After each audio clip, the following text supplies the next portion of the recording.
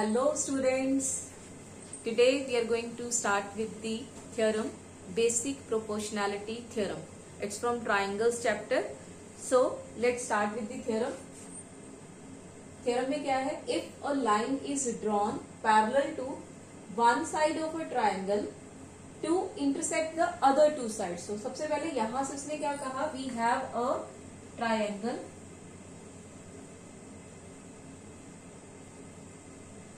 Let's say A, B and C. If a line is drawn parallel to one side of a triangle, so let us consider any line. अगर मैं ये वाली line ले रही हूँ, इसके parallel एक लाइन ड्रॉ करेंगे, ठीक है. अगर ये वाली ले रहे हैं तो यहाँ पे कर सकते हैं, अगर ये वाली ले रहे हैं तो इसके पैरेलल कर सकते हैं, ठीक है. सो किसी भी एक लाइन के पैरेलल मैंने एक लाइन ड्रॉ करी, ठीक है, to one side of a triangle to intersect the other two sides. So ये अदर दो साइड्स होगी, इसके पैरेलल है और ये दूसरी दो साइड्स होगी. तो ये इसका नाम हमने रखा D, इसका रखा E. Now what is he saying? The other two sides are, ये लाइन इसके पैरेलल है तो अदर टू साइड्स ये वाली हुई. ये जो दोनों साइडें हैं, ये लाइन इनको जिस रेशियो में डिवाइड कर रही है वो रेशियो बराबर है. So what is to prove here? I am writing here AD over DB is equal to AE over EC. This is our task. ठीक है. अब ये प्रूफ करने से पहले मैं कुछ कॉन्सेप्ट बताऊंगी आपको जो बहुत जरूरी हैं. ठीक है. अगर मान लो मेरे पास कोई अक्यूट एंगल्ड ट्राइंगल है. अक्यूट एंगल आई होप आप सबको पता होगा. अगर कोई अक्यूट एंगल ट्राइंगल है जिसमें सारे एंगल्स अक्यूट हैं और मैं अगर एक राइट एंगल ड्रॉप करती हूं तो वो इनसाइड ही ड्रॉप होगा, ठीक है. अगर यही एक ट्राइंगल ऑब्ट्यूज एंगल्ड हो जाती है, मतलब एक एंगल 90 से बड़ा आ गया हमारे पास, ठीक है. अब इस पे अगर मैं राइट एंगल ड्रॉप करूंगी तो इसके बेस को एक्सटेंड करना पड़ता है और राइट एंगल जो है वो बाहर आता है, ठीक है, अंदर नहीं आएगा, बट हाइट तो यही रहेगी ना, ठीक है. क्लियर है. राइट एंगल में उसके ऊपर ही आ जाती है. अगर राइट एंगल ड्रॉ करेंगे, राइट एंगल्ड ट्राइंगल, तो ये उसके ऊपर ही आ जाता है, ट्राइंगल के ऊपर ही. सो एक चीज ये पता होनी जरूरी थी. इसके बाद दूसरी चीज, अगर आपके पास दो पैरेलल लाइंस हैं, ठीक है, मान लो एक लाइन ये पैरेलल है इसके, ठीक है, ये L है, ये M है. These two lines are parallel to each other. ये दोनों आपस में पैरेलल है. अब मैंने इसका बेस ये लेके मैंने एक ट्राइंगल यहां पे बना दी. बेस AB मान. इसी बेस पे अगर मैं एक और ट्राइंगल बना लूं, इसका नाम रखते हैं C, इसका रखते हैं D, इसका E, ठीक है. तो जो ट्राइंगल ABC है और ट्राइंगल DEA है या AED या ADE है, ये वाली ट्राइंगल, क्योंकि ये सेम बेस AB, एक मिनट,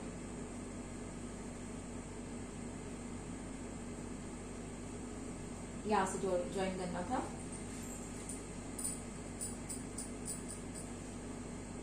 अब आप देखो कि ABC ट्राइंगल और ट्राइंगल ABE जो है, मैं दोबारा बना ली थोड़ा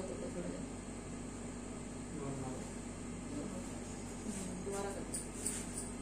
लेट्स से अगर मेरे पास दो लाइंस पैरेलल हैं, ठीक है, और मैं ये एक AB एक ऐसा बेस ले रही हूं जिससे मैं दो ट्राइंगल्स बनाऊंगी. एक ये ट्राइंगल बना ली, इसी बेस पे मैंने एक और ट्राइंगल बना ली. इसका नाम रख दिया मैंने ABC और इसका रख दिया D. क्योंकि ये दोनों सेम बेस AB के ऊपर हैं और ये मान लो L है, ये M है और दो सेम पैरेलल लाइंस के बीच में है, ठीक है। तो जो ट्राइंगल ए बी सी का एरिया होगा और जो ट्राइंगल ए बी डी का एरिया होगा, ये दोनों ही क्या होंगे, इक्वल। ठीक है। तो हमें क्या याद रखना है कि between same parallels and on the same base if triangles are form their area will be same. इसी बेस पे मैं जितनी मर्जी ट्राइंगल्स बना लू, मैं एक और ट्राइंगल बना लू, मैं एक और बना लू, सबके एरियाज बराबर होंगे, सबके इसी ट्राइंगल के बराबर, क्योंकि बेस मैंने क्या लिया है, ए बी, और वो दोनों ही सेम पैरेलल लाइंस एल और एम के बिटवीन है। ठीक है। अब आते हैं थ्योरम के ऊपर।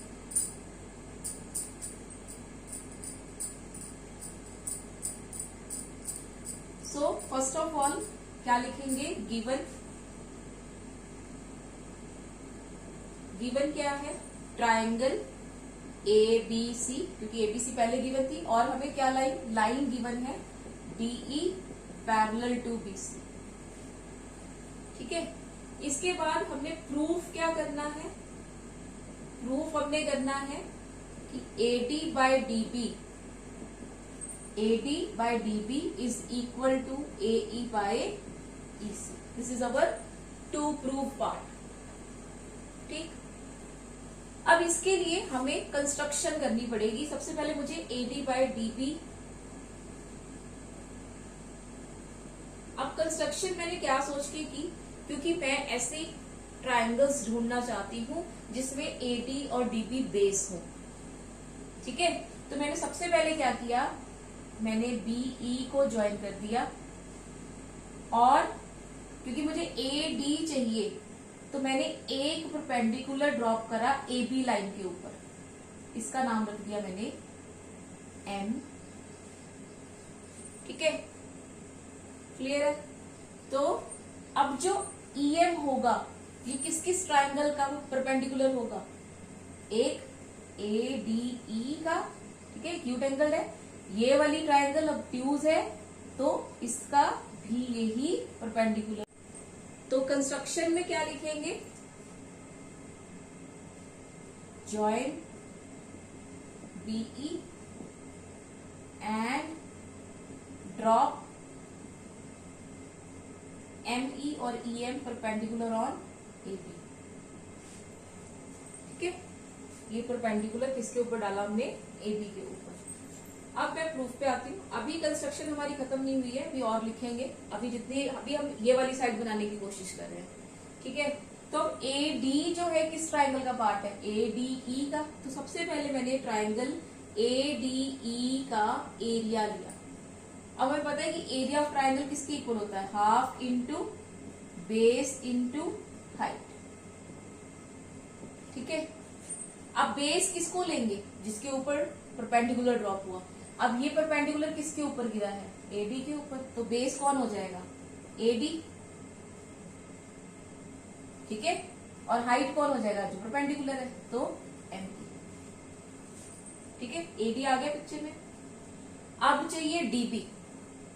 अब ट्राइंगल कौन सी चाहिए, DB चाहिए, तो मुझे ट्राइंगल कौन सी चाहिए होगी, BDE। So area of triangle DBE, again the same formula, half base. अब जल्दी से सोचो कि बेस क्या होगा, ये कैसी ट्राइंगल है, ऑब्ट्यूज एंगल, तो इस पे परपेंडिकुलर ड्रॉप करने के लिए इसको एक्सटेंड करना पड़ेगा। तो परपेंडिकुलर तो यही हुआ ना इसका। ठीक है। तो परपेंडिकुलर ये हुआ किसके ऊपर गिरा है, BD के ऊपर, लेंथ तो BD ही रहेगी। तो यहाँ पे BD और परपेंडिकुलर क्या आया, ME। ठीक है। अब अगर आप ध्यान से देखो तो मुझे क्या चाहिए, AD by DB।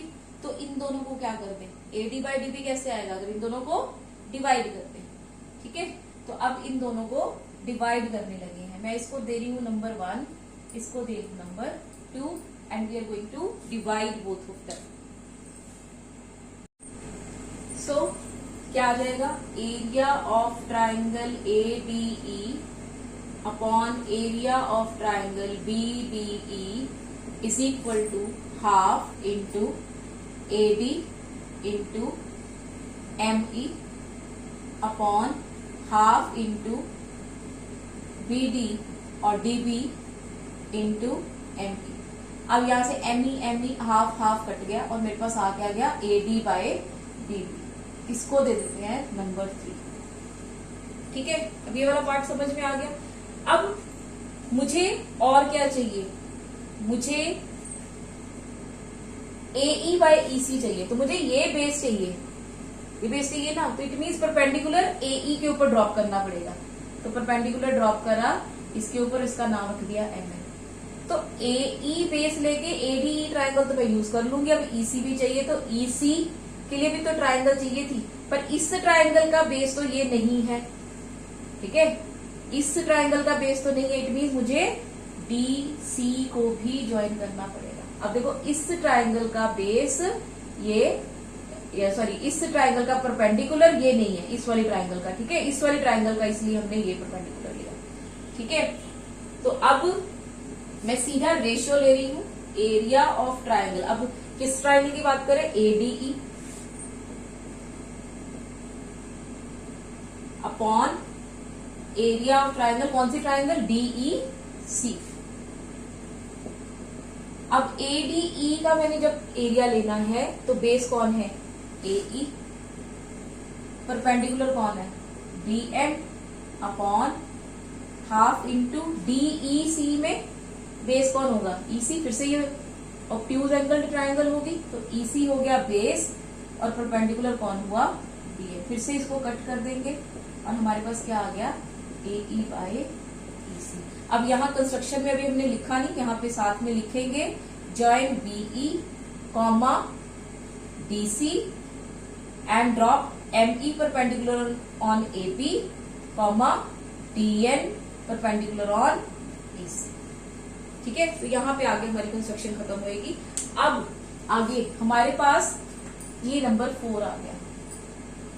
ठीक है, अब देखो इसमें, अब मैं क्या चाहती हूँ कि 3 और 4 आपस में इक्वल हो जाए। यही चाहिए मुझे, A D by D B equal to A E by E सी।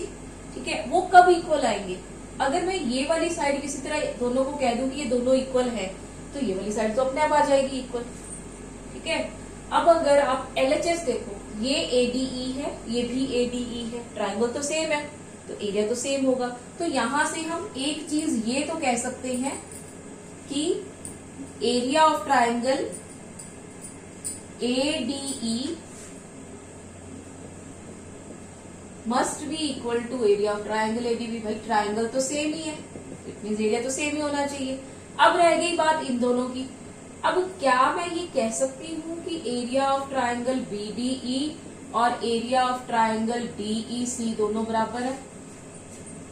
चलिए चेक करें। अभी हमें क्या दिया था, डीई पैरेलल टू बीसी, ये गिवन था। ठीक है, अब डीई पैरेलल टू बीसी है, डीई बेस ही इस ट्राइंगल का है, डीई बेस ही इस ट्राइंगल का है, और ये दोनों सेम पैरेलल के बीच में है, डीई और बीसी के। तो इट मीन्स ये दोनों एरियाज बराबर हो गए। सो यहां पे क्या रीजन लिखेंगे, because DE parallel to BC and they are on the same base DE, right? और आप ये भी लिख सकते हैं, they are between same parallels and on the same base DE. So LHS of 3, अब क्योंकि देखो ADE ADE के इक्वल आ गया, BDE DEC के इक्वल आ गया, तो इट मीन्स ये दोनों बराबर हो गए आपस में। So LHS of 3 must be equal to LHS of 4। ठीक है, अगर LHS इक्वल है तो RHS ऑटोमेटिकली आ जाएंगे। So RHS of 3 is equal to RHS of 3। So what can be say here, तो यहां से हमारा रिजल्ट क्या बना कि AD by DB is equal to AE by EC, hence proved। ठीक है, so that's all about this theorem. इसमें सिर्फ ये याद रखना है कि AD बाई DB और AE बाई EC अगर हमने प्रूफ करना है तो हमें क्या क्या चीजें याद रखनी है। एक, between same parallels and on the same base areas will be equal. अगर ऑब्ट्यूज एंगल ट्रायंगल है तो परपेंडिकुलर बाहर की तरफ ड्रॉप होगा, लेकिन बेस उतना ही रहेगा। चाहे मुझे एक्सटेंड करनी पड़ रही है लाइन पर, बेस उतना ही होगा। ठीक है, ये दो चीजें हमें दिमाग में रख के चलनी है और हमने एरिया को यूज करके इस थ्योरम को प्रूव किया। अगली वीडियो में सबसे पहले सिमिलैरिटी पढ़ेंगे कि सिमिलैरिटी होती क्या है, फिर हम इसी थ्योरम को सिमिलैरिटी से भी प्रूव करेंगे। So I hope you like the video.